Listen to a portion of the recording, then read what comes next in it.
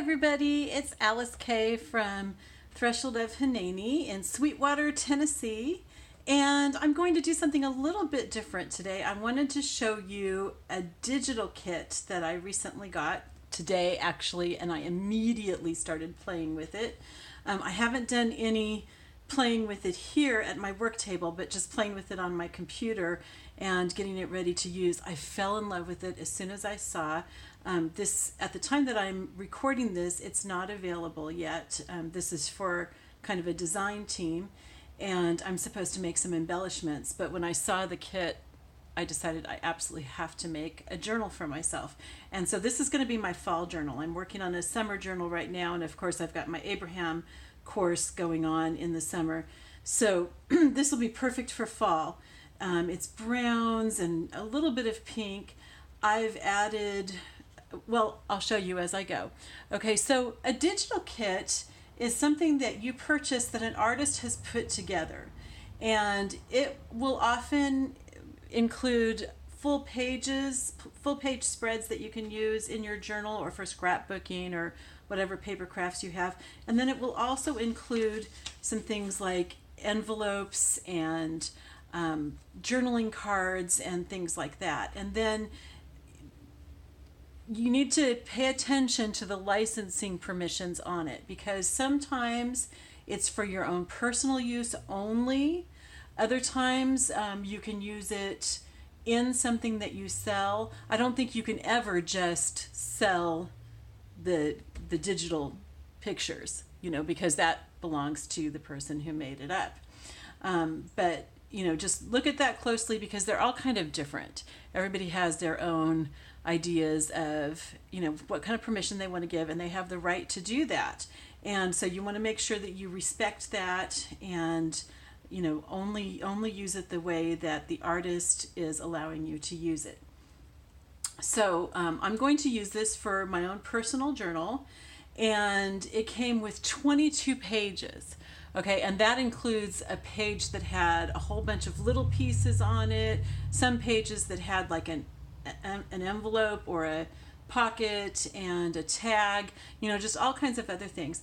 And then I downloaded it and I put all the downloads into a file folder on my desktop on my computer so that I know what belongs to that kit specifically. Then I copied those into a Google Doc where I could adjust the sizes.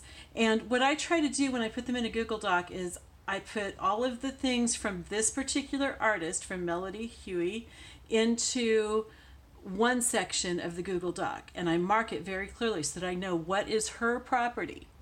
Okay, then anything extra that I want to have with it, because for example, I went to Pixabay and Unsplash.com where you can get copyright free images, and I used those in this too. I'm going to use those in my journal mixed with Melodi's beautiful, beautiful artwork. And I put those in a separate part of the Google Doc so that I know exactly what belongs to whom. Then I played with sizes, and you'll see. I'll show you some of the things that I did. I also used Canva.com, and you'll see how I used that when I put Bible verses on for some of the journaling cards that I want to have. So I'm going to show you, first of all, these are going to be the pages of my journal. Okay, so this is one of hers, and then on the back I have something from Pixabay, but this is hers. Isn't that gorgeous? I love it. I love roses. My favorite flowers are lilies, but after that are roses, but I don't really appreciate the goopy kind of Victorian type of stuff all that much. So I really like this because this is very simple and very elegant, and in the browns that I really like. Okay, so she's got brown and green in here, a little bit of pink, and I added some pink too, you'll see. Okay, so this is one of Melodi's. This is beautiful with the daisy and the leaves. I think those are daisy leaves, I'm pretty sure. And then I got this from Pixabay to go on the back. This is hers. I'm so bad with flowers. I think those are crocuses, but I'm not sure. could be wrong. And then I got this from Pixabay, so I put that on the back. And then this, okay, so I really like this. And I'll be trimming off the white edges because my copier doesn't copy all the way to the edge. If you have one that copies to the edge, oh my word, you're so lucky. Anyway, I have to cut it off, so it's a little bit less than 8.5 by 11, but these will be folded in half so that this will be one side of the page and this will be the other. So when I have a signature, you know, it'll show up like that, okay? So she's got this beautiful lined, and you can reduce this and make these into journaling cards. I've got this whole page here. I think I did reduce it someplace and make it into journaling cards too. And then this is what I have on the back. This is like a darker green, really vibrant. And then I love this. Okay, so she's got kind of a marble background, and then she's got some leaves here. And I don't know if she draws these by hand or if she does them digitally or what, but aren't they beautiful? I just love that. Oops, okay, and I printed the wrong thing on the back of that, so I'm gonna have to reprint this. That's funny. Okay, and then I think these are orchids. Isn't that lovely? And then I found this on Pixabay. I wanted to have some plain backgrounds, but not, you know, extremely plain. And then this with the daisy again, and the daisy leaves on the marble. So you're gonna see that on one page, and you're going to see this on another page. And I haven't decided yet which page is going to be my centerfold. I'm kind of thinking maybe this for my centerfold. So you would see this whole thing, but then of course it'll have the binding down the middle. And then that's what I have on the edge. And then this, I don't know what flowers those are. Are those tulips? And then this, I love this. I used this paper in my Abraham journal. I think it's papyrus leaves, but I'm not 100% sure. I need to take a class in plants, whatever that is, horticulture or whatever. Okay, and then these beautiful leaves. So again, you'll have this half will be one page and this half will be another. And I've got just this on the back. And then this, which is also just really beautiful with the leaves. And I've got this on the back. And, okay, I believe this is hers. And this, I think I put that back to back with both of hers. These are beautiful. Okay, then, so those are going to be the pages of the journal, and there are, I think there's like 13 or 16 or something here, so I'll add in probably 4 or 5 pieces of coffee dyed paper, and also probably a coffee dyed doily page. Okay, so then these pages I printed on just regular weight paper like the others. These will be for pockets and various other things. This will be like a side tech. This will be a pocket, and I'll probably cut this in half to do pockets. And I didn't print anything on the back because the back won't show. And then this I planned to be a side tech. Oh yeah, that's right, because I can cut it right here. I cropped it from one of her pictures, and so I'm going to cut it right here and here, and it'll be a side tech. Then she included some trims, some digital pictures of trims. I don't know if you can see these. These are gorgeous. Laces, different lace trims. Okay, so this is the full size, and then I also printed it smaller so that I can have some smaller sizes, and I may end up resizing more so that I can have, because I'm not exactly sure what I'm going to need. And then she also included this sheet of trims too, which I think are just beautiful, and they add that vibrancy. See, the reason that I went ahead and used some of my more vibrant colors for backgrounds was because she had these trims that were so bold that I wanted to include. And then again, I made those smaller to use here. Okay, then included in the kit, she has these sheets that have, I don't know if you can see the outlines around them. Here, let's use this one. Can you see the outlines here? So if I cut around the outside of this, this is going to make an envelope. Okay, and a little bit of the inside's going to show, so I did print on the back, and this is from her kit. Okay, so where it says MelodiMade, that's not going to show up because you're going to be cutting around that. And I'll use a lot of these scraps in, you know, frankenpaper.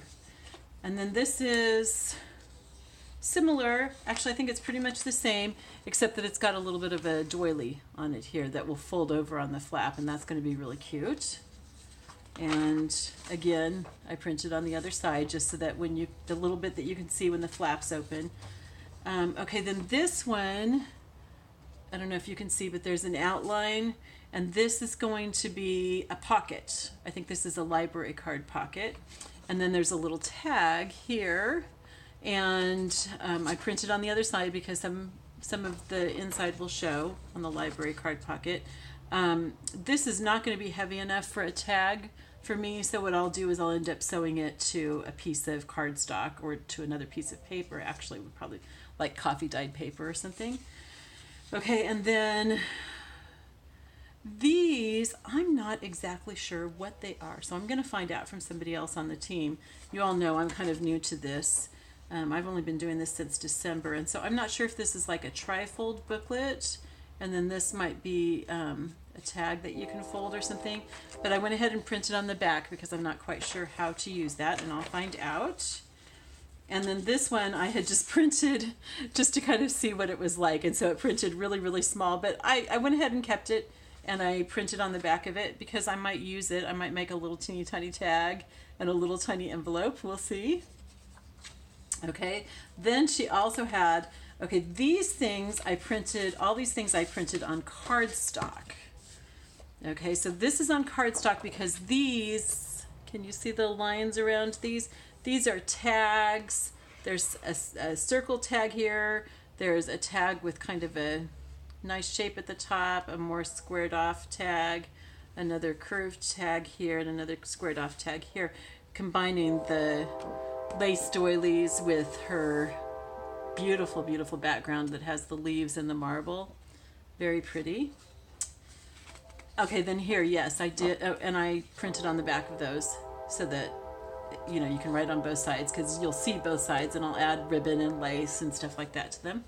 And then these I'll cut out to make writing cards, or journaling cards, I guess you call them, and I put this on the back. And then, you know, where this isn't cut out, I'll have all this here, but it'll have this on the back. So I might use my vintage distressing ink or something on that so that I can use those pieces and do something with them. I don't know what yet. I haven't figured out what I'm doing with any of this. I'm just printing stuff out at this point. And then these will be journaling cards. This will be like, you know, a bookmark kind of card, and this is a card. This I'll probably cut in two. Okay, and I've got that on the back. And then these are some cards that she's got in there, all outlined for you to cut out and punch. And you can add things to these. You know, you can add lace, or you can collage them. And I'm not exactly sure what I'm going to be doing, but I'll do something like that. And then I've got some pink marbly kind of stuff on the back. Okay, and then I made some of those again, even smaller.